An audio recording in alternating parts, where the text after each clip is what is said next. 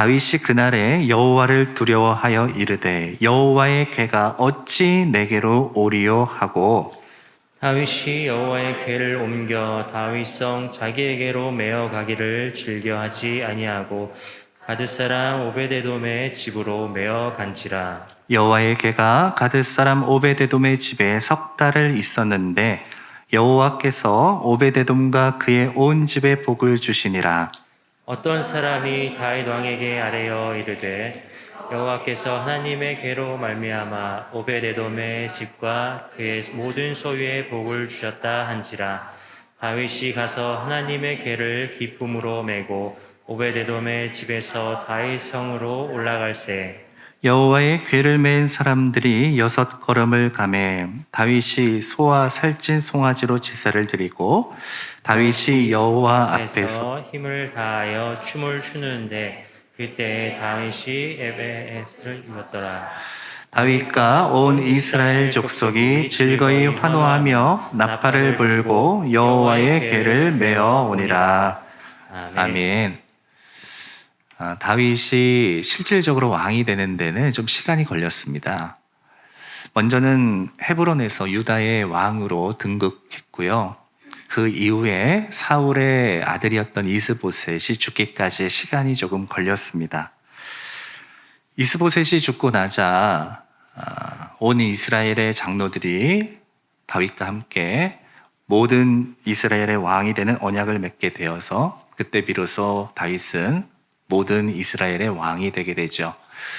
그것은 헤브론에서 왕위에 오른 지 7년 6개월의 시간이 흐른 뒤의 일입니다. 그래서 젊은 왕 다윗은 30세의 나이로 이스라엘의 왕이 되게 됩니다. 우리는 다윗의 이야기를 잘 알고 있습니다. 그가 젊어서 사울 왕의 그런 핍박을 받았던 시기들도 우리는 잘 알고 있습니다. 그런데 그는 이 젊은 나이에 보란듯이 왕이 되었습니다. 아마 우리가 생각했을 때는 성공했다, 잘됐다, 복받았다 생각할 수 있을 겁니다. 그런데 다윗의 마음속에는 그가 왕이 된 것보다 더 중요한 것이 있었던 것 같죠. 다윗은 하나님을 사랑하던 사람이었습니다. 하나님을 사랑하는 사람의 마음속에는 하나님만이 채워주실 수 있는 것들이 있습니다. 그것은 하나님에 대한 갈망으로 나타나는 것들이죠. 그래서 다윗은 생각합니다. 하나님을 위해 내가 비로소 왕이 되었지만 하나님을 위해 또 하나님이 기뻐하시는 것이 무엇일까? 이것을 고민했던 것이겠죠. 세상을 살아가는 사람과 그리스도인들을 그냥 가만히 놓고 보면 대다수의 것들은 다 비슷합니다. 그들이 살아가는 것이나 다른 사람들이 살아가는 것이나 그렇게 특별하게 다른 것이 별로 없어요. 그러나 안으로 들어가고 속사정을 살펴보면 분명히 차이 나는 것이 있어요. 하나님을 갈망하느냐, 세상을 갈망하느냐, 이 차이가 분명히 삶에서 드러나게 되어 있습니다. 하나님을 믿는 사람들에게는 누구나 다 성령님을 갈망하고 또 성령님께서 주시는 마음으로 말미암아 하나님이 기뻐하시는 것을 갈망하는 마음이 다 있습니다. 저도 있고 여러분들도 다 있습니다.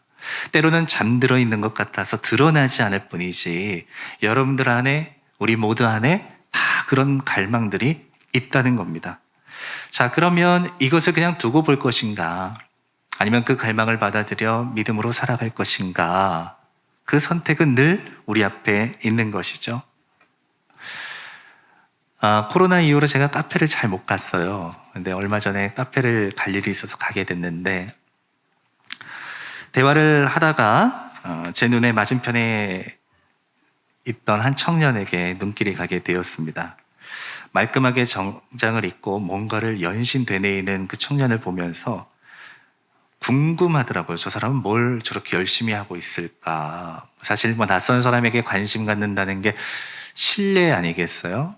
그래도 사실 이제 카페에 오면 편안하게 기대서, 의자에 기대서 이렇게 대화도 하고 하는데 이 사람은 고든 자세로 움직이지도 않고 계속해서 무엇인가를 반복하면서 연습하고 있더라고요. 그러니까 제 관심이 갈 수밖에 없죠. 그렇게 궁금한 마음으로 한참을 이제 힐끗힐끗 쳐다봤는데요. 그러다가 문득 알게 됐어요. 그 사람이 왜 그러고 있는지. 면접을 보러 온 거구나. 누가 봐도 면접 복장이에요. 그리고 끊임없이 뭔가를 대답하는 연습을 하더라고요. 흐트러지지 않고 고든 자세로 그렇게 열정적으로 연습을 하더라고요. 제가 그 분을 이제 바라보면서 제 마음속에 그런 생각이 들었어요. 그가 느끼는 이 긴장감이 저한테도 전해지는 느낌이더라고요.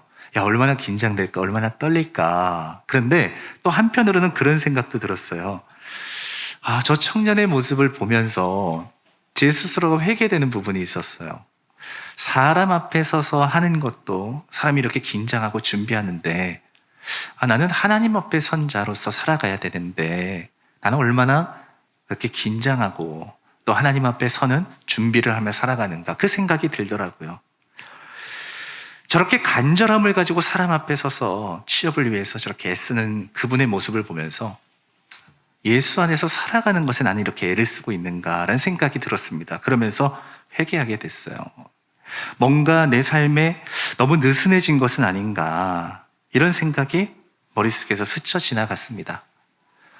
근데 그런 생각을 곰곰이 하고 있는데 갑자기 마음속에 안도감이 느껴졌어요. 왜 마음속에 안도감이 느껴졌는가 하니까 중요한 게 그거였는데 라는 것이 새삼 깨달아졌기 때문이에요.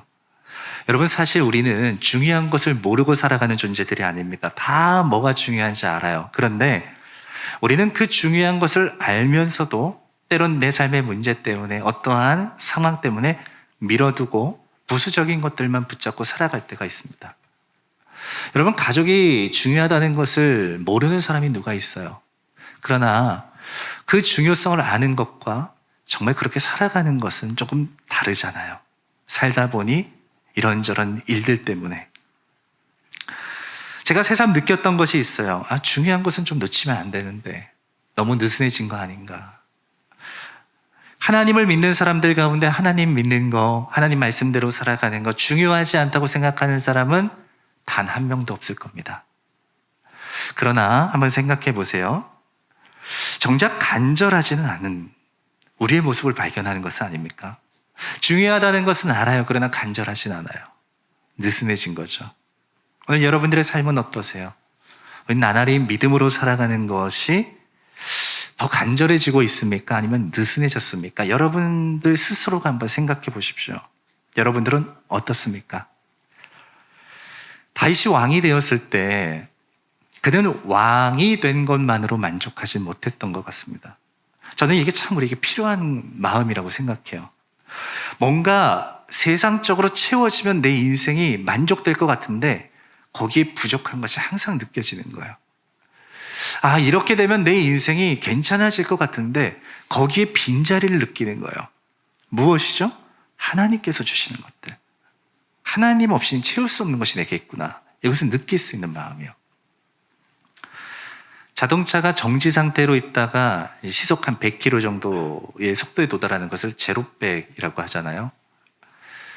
제로백이 빠른 차일수록 고성능 차다, 이렇게 얘기를 하는데요.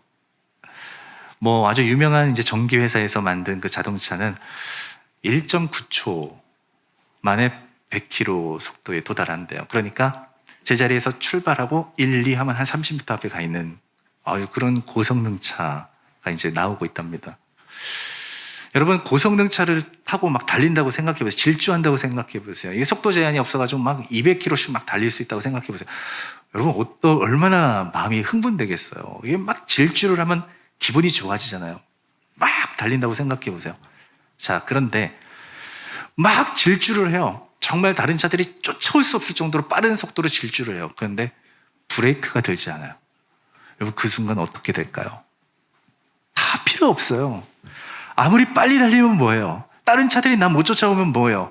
브레이크가 안 잡혀요. 저는 이 다윗이 왕이 되었을 때 느꼈던 그 갈급함이 그에게는 항상 브레이크 같다라는 생각을 합니다.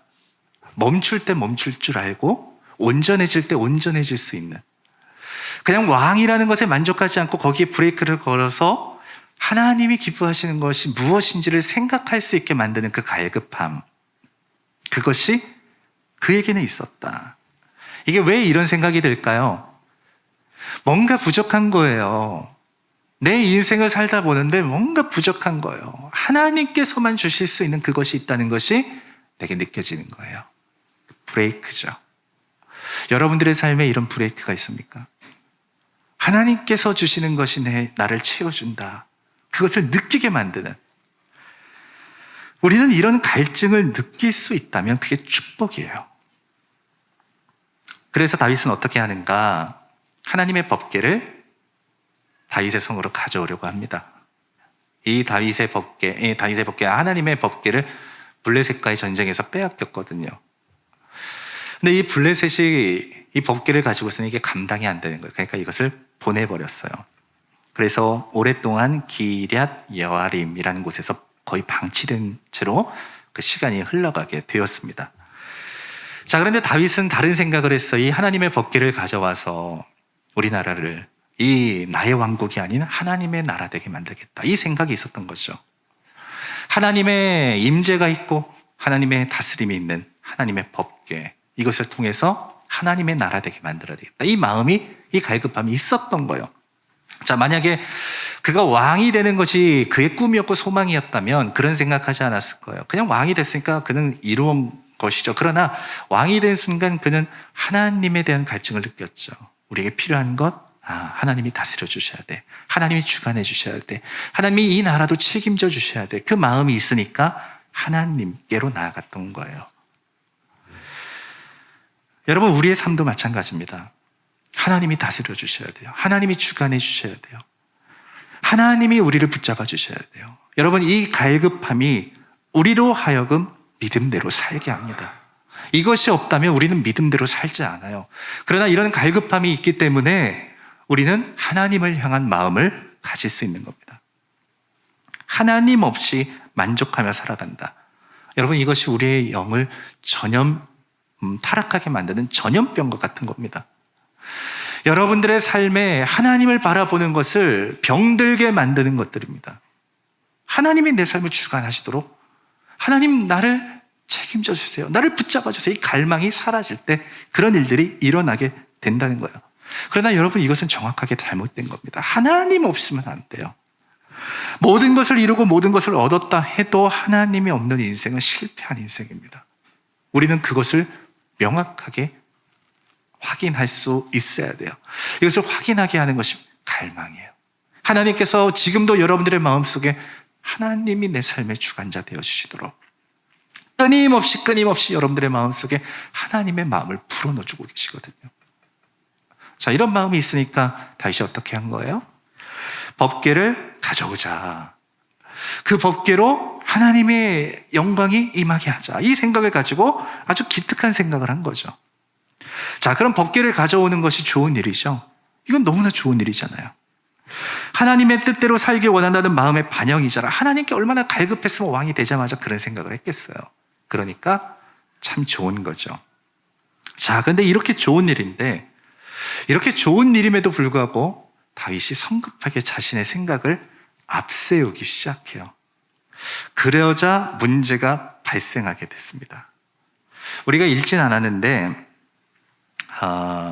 3절 말씀에 가면 이런 말씀이 있습니다. 그들이 하나님의 궤를 새 수레에 싣고 산에 있는 아비나답의 집에서 나오는데, 이렇게 말해요. 아비나답의 집에 있던 궤를 실어서 예루살렘으로 오는데 어디에 싣고 온다고 말합니까? 수레에 싣고 온다. 근데 그 수레는 그냥 수레입니까?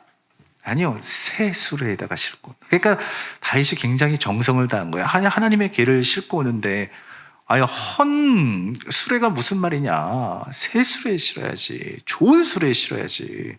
그러니까 다윗은 신경 쓰면서 그 하나님의 궤를 실어 오려고 했던 거예요. 자, 그런데 이렇게 하나님의 궤를 수레에 싣고 옮긴 것은 누가 한 것인 줄 아세요? 블레셋 사람들이 먼저 그렇게 한 겁니다. 블레셋 사람들이 자신이 감당을 못하자 이것을 보내버리잖아요. 기럇 여아림으로. 이때 어떻게 하는 줄 아세요? 아주 새 수레, 이것을 법궤를 실어가지고 보낸단 말이죠. 자, 오늘 다윗은 블레셋 사람들이 법궤를 실어 나르던 방식대로 오늘 그가 하고 있는 것을 봐요. 자, 이 다윗은 열망이 있었어요? 갈망이 있었어요? 그리고 하나님의 뜻대로 살아가고 싶었어요. 그런데 나의 생각이 성급하게 앞섰을 때 오히려 하나님의 말씀을 따라야 되는데 블레셋의 방법을 따라서, 이방인들의 방법을 따라서 하나님의 일들을 해나가고 있는 모습을 보게 됩니다. 그랬더니 어떤 일이 일어났어요? 오늘 우리가 보았던 그 말씀, 우사가 죽게 된 겁니다. 자, 이런 일이 일어나니까 다윗이 어떤 마음을 먹었을까요? 오늘 9절 말씀 보세요. 다윗이 그날에 여호와를 두려워하여 이르되 여호와의 궤가 어찌 내게 오리요. 자, 어떻게 생각하고 있는가 하면 다윗은 이 모습을 보고서 우사가 죽는 모습을 보고 굉장히 두려워졌어요. 그리고 나서 이런 생각했어요. 이래서야 하나님의 궤를 내가 어떻게 가져오겠느냐. 그의 마음이 변하기 시작한 거예요. 자, 10절 어떻게 변했을까요? 다윗이 여호와의 궤를 옮겨 다윗성 자기에게로 메어가기를 즐겨하지 아니하고. 여러분, 분명히 갈급함을 갖고 있었잖아요. 자신의 성으로 그 궤를 가져오기 위해서 아주 애를 쓰잖아요. 근데 우사가 죽어버렸네요. 그 모습을 보고 나서 하나님을 향한 그 마음, 이것을 가져오고자 애썼던 그 열망이 다 한순간에 흩어지고 만 겁니다. 다윗은 성능 좋은 차처럼 달릴 줄도 알았어요. 그러나 그냥 자신의 인생을 향해서만 달리지 않고 하나님께서 그의 삶 속에 주신 주님의 뜻을 이루기 위해 그 갈망을 가질 수 있도록 적절하게 브레이크를 밟을 줄도 알았습니다. 그런데 더 중요한 게 있었어요. 무엇이냐면 그 차를 출발하게 하거나 그 차를 서게 하는 신호. 아, 그것을 따라야 되는구나 라는 것을 성급한 마음에 잊어버렸던 겁니다. 그냥 가져오기만 하면 되는 줄 알았어요. 그런데 그냥 가져오는 게 문제가 아니라 신호에 따라서 가져왔었어야 되는 거예요. 우리가 하나님을 위해서 무엇인가를 하는 것 굉장히 중요합니다. 그런데 중요한 것도 내 마음이 성급하게 앞서기 시작하면 어느 순간에 우리가 가진 열정, 흔적도 없이 사라집니다. 어떤 경우를 보면 참 뜨거웠던 사람들이 냉담해지는 경우도 볼 수 있습니다. 믿음으로 살아가보자 시도했으나 고꾸라지는 경우도 볼 수 있습니다. 전혀 믿음대로 살지 않는 사람이라면 뭐 그럴 수 있다라고 생각하겠죠. 그러나 열망을 갖고 하나님을 바라던, 정말 믿음을 다해서 살아갔던 사람들도 그런 경우가 더러 있잖아요. 그게 저의 일이고 여러분들의 일이고 우리의 일 아닙니까? 그게 뭐 특별한 사람의 일이 아니라 우리에게서 흔하게 일어나는 일들이잖아요. 여러분, 왜 그럴까요? 우리는 이 다윗의 모습에서 그 힌트를 얻게 됩니다. 하나님의 방식은 따로 있다. 어느새 우리는 나의 것을 앞세워서 모든 것을 하려고 하지 않았는가? 하나님이 원하시는 방식대로 순종하여 내 자신을 내어드리는 것보다 내가 앞서 하나님을 따르게 했던 것은 없을까? 그러다 보니까 제풀에 지쳤구나. 자, 그런 일이 다윗에게 일어났을 때 그의 마음의 변화가 어떻습니까? 더 이상 기쁜 마음이 없는 거예요. 나 그거 가져와야지.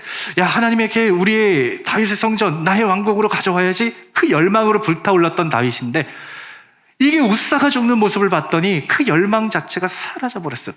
기쁨이 사라진 거예요. 기쁨이 사라졌는데 열망이 무슨 소용이 있어요? 기쁨이 사라졌는데 헌신이 어디 있습니까? 없는 거예요. 다윗이 두려워졌어요. 법궤를 가져오는 것이 좋은 건지 좋지 않은 건지 헷갈려지기 시작했어요. 하나님의 말씀대로 사는 것이 좋은 건지 좋지 않은 건지 헷갈려지기 시작하면 우리 기쁨으로 살아갈 힘을 잃어버리게 되는 겁니다. 기쁨이 없는데 헌신하겠습니까? 기쁨이 없는데 갈급함이 있겠습니까? 기쁨이 없는데 믿음으로 살겠습니까? 그래서 다윗은 가져오지 않고 이것을 오벳 에돔의 집에 놓아둔 겁니다. 자, 우리의 현실적인 고민, 여러분들은 정말 믿음으로 살아갈 이유를 가지고 계세요? 어떤 삶이든지 간에 난 하나님 때문에 기뻐라고 생각할 만한 것이 여러분들 안에 있습니까? 우리는 여기서 하나님의 뜻을 좀 잘 붙잡아야 되는데요.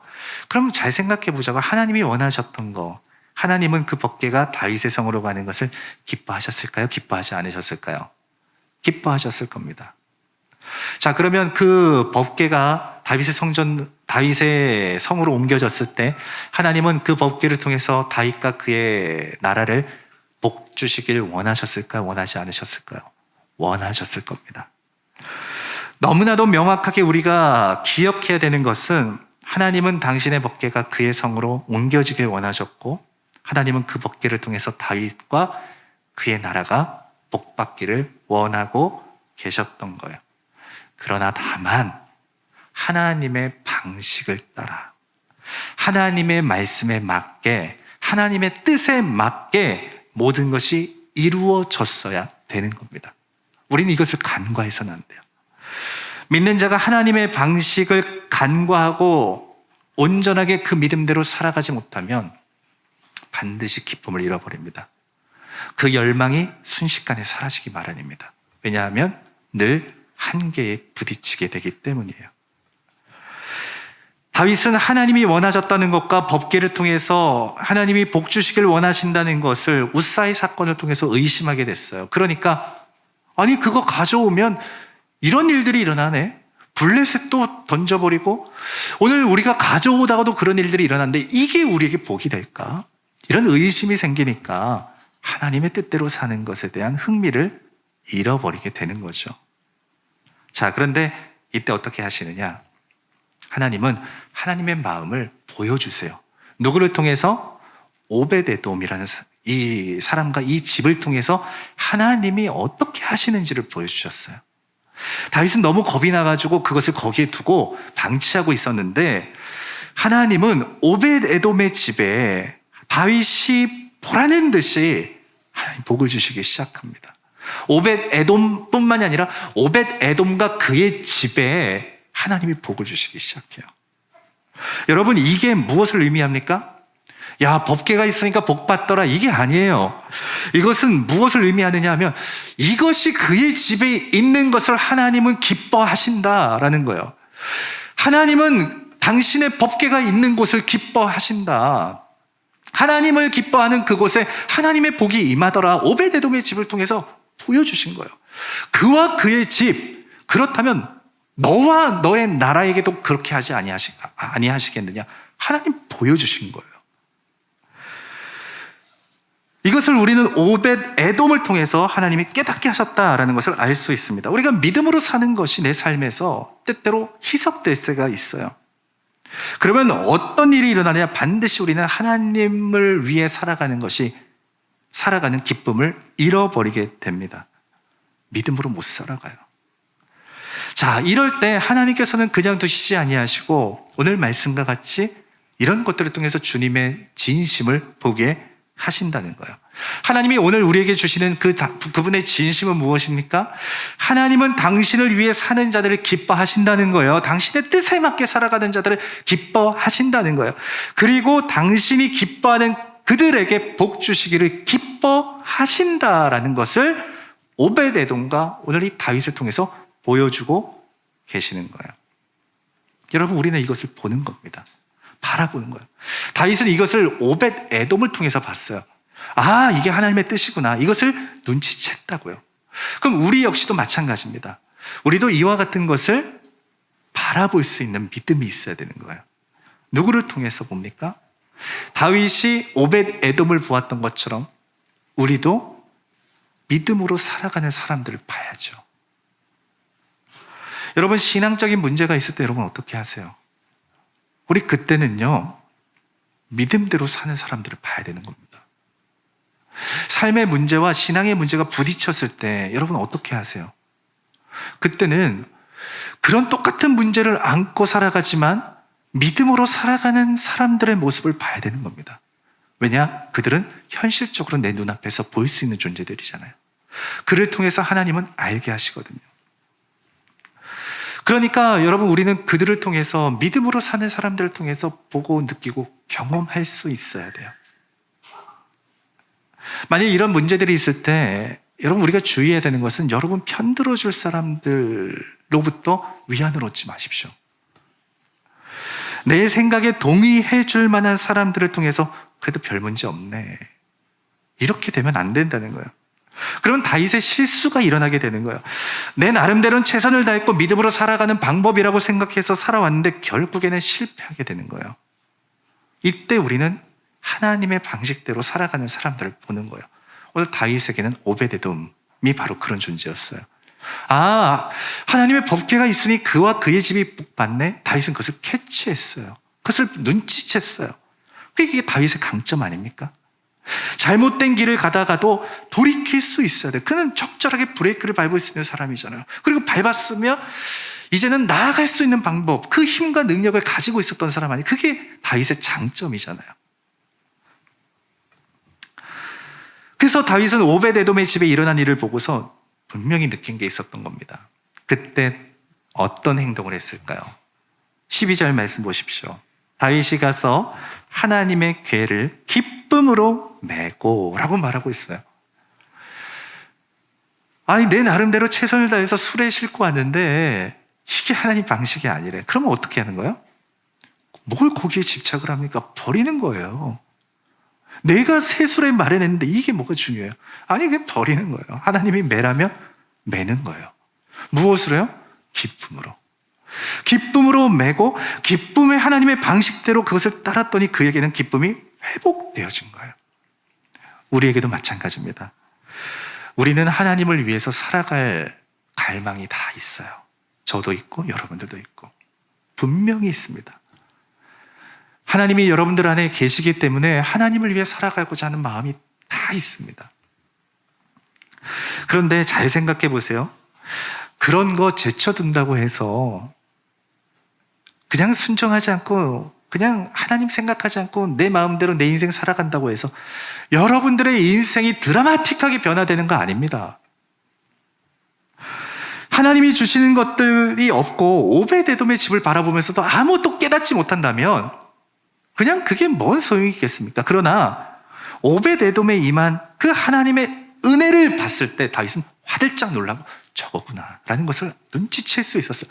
그러니 그와 그의 집이 또 그의 나라가 하나님 앞에 복된 나라가 되어진 거 아닙니까?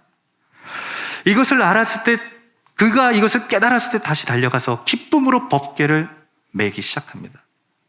차가워졌던 그의 심장은 하나님의 기쁨으로 가득 차 뛰기 시작하죠.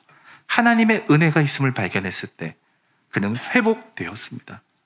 하나님의 법궤를 메고 가는 기쁨을 그는 깨달았던 겁니다. 여러분, 우리도 마찬가지예요. 이런 기쁨에 우리는 참여할 수 있는 존재 아닙니까? 달려나가 우리에게 주신 그 하나님의 매여라라고 말하는 것들, 오늘 예수님께서 우리에게 주신 또 다른 십자가, 여러분 그건 맬 수 있지 않아요? 기쁨으로 감당할 수 있어요. 우리는 보잖아요. 눈치채잖아요. 알잖아요. 그들을 보면서 우리는 느낄 수 있잖아요. 하나님의 은혜가 저거구나. 하나님의 마음이 저거구나. 주님이 기뻐하시는 것에 참여할 수 있는 마음, 순종도 헌신도 마다하지 않는 것, 그게 오늘날 시대에 필요한 우리 믿음의 태도 아니겠습니까? 하나님 따라 사는 거 여러분 어려운 것 같죠? 쉽지는 않아요. 그러나 어렵지도 않습니다. 하나님의 말씀에 순종하며 살아가는 거 내 삶에 떼어난다고 해서 여러분들의 인생이 크게 좋아지는 거 하나도 없어요. 여러분 예배 드리는 것도 마찬가지입니다. 여러분 하나님 앞에 예배 드리는 거 참 쉽지 않은 시대가 되었는데요. 여러분 그러나 1시간 예배 빼먹는다고 여러분 내 인생 드라마틱하게 좋아지지 않는다니까요. 그러나 하나님의 말씀 앞에 순종하고 참된 마음으로 예배하는 자들, 하나님의 것을 기뻐하는 자들, 반드시 그들의 삶이 변합니다. 반드시 그들에게 하나님이 주신 기쁨이 있습니다. 반드시 그들에게 하나님이 허락하시는 은혜가 있습니다. 그것이 나의 삶을 바꿔갑니다. 이제 우리가 결단해야 되는 것은, 그러므로 오늘 다윗이 오베데돔을 바라보면서 깨달았던 것처럼 우리도 오늘 이 말씀을 보면서 깨달아 기쁨으로 하나님의 방식으로 우리도 매자. 하나님의 궤를 매는 자의 심정을 갖자. 철저히 하나님의 방식을 따라서 나를 앞세우지 않고. 자, 15절 말씀 보세요. 다윗이 온 이스라엘 족속이 즐거이 환호하며 나팔을 불고 여호와의 궤를 메어 오니라. 여러분, 이래서 사람이 중요한 거예요. 다윗이 수레에 여호와의 궤를 싣고 와라 하니까 백성들이 다 여호와의 궤를 수레에 싣고 오잖아요. 그런데 다윗이 그것을 메고 가니까 백성들도 다 그것을 뒤쫓아 메고 그것을 가는 거 아닙니까? 여러분, 이게 그리스도인들의 영향력이고 그리스도인들이 살아가야 되는 삶의 모습인 거예요. 아, 이걸 수레에 싣고 가는 게 아니고 하나님께서 기뻐하시는 것은 이것을 메고 가는 것이구나 라는 것을 깨달았을 때 이것을 망설이지 않고 순종하며 살아가는 것, 이게 나의 기쁨이구나, 이것이 하나님이 내게 원하시는 것이구나 라는 것을 눈치챘을 때 우리는 망설이지 않고 오베데돔의 집으로 달려가 메고 나왔던 그 다윗의 모습을 보면서 그게 영향력이잖아요. 그 이후로 그의 백성들이 다 똑같이 다윗과 함께 기쁨을 경험하는 거 아닙니까? 우리 그리스도인들도 마찬가지예요. 우리가 그와 같이 메고 가기에, 우리가 그와 같이 하나님의 뜻대로 살아가기에, 아, 하나님의 뜻대로 살아가는 것이 참 기쁜 것이구나. 내가 누군가에게는 오베데돔이 되어주는 것이고 내가 누군가에게는 또 다른 다윗의 모습이 되어주어서 야, 저게 기쁜 거구나 라는 것을 깨닫게 해줄 수 있는, 이게 축복 아닙니까? 그리고 그것을 실제적으로 경험하는 것, 이게 하나님이 주시는 복 아닙니까? 하나님의 궤가 두려워 방치했던 다윗인데요, 이제는 그 기쁨을 회복해서 춤추고 찬양하는 다윗이 되었어요. 여러분, 이게 우리의 신앙이에요. 내버려두고 방치하는 것이 아니라 그게 너무 기쁘고 즐겁고 행복해서 춤추고 찬양하는 것, 하나님 따라서 하나님 기뻐하면서 그렇게 사는 것, 앞장서서, 이게 얼마나 은혜입니까? 오베데돔에게 허락하셨던 그 은혜가 그대로 다윗에게 전해지고 있지 않습니까? 다윗에게 경험했던 그 은혜가 그대로 오늘을 살아가는 오늘 우리에게도 전해지는 것이고요. 이 얼마나 즐거운 일입니까? 기쁨으로 매자. 여러분, 맞습니다.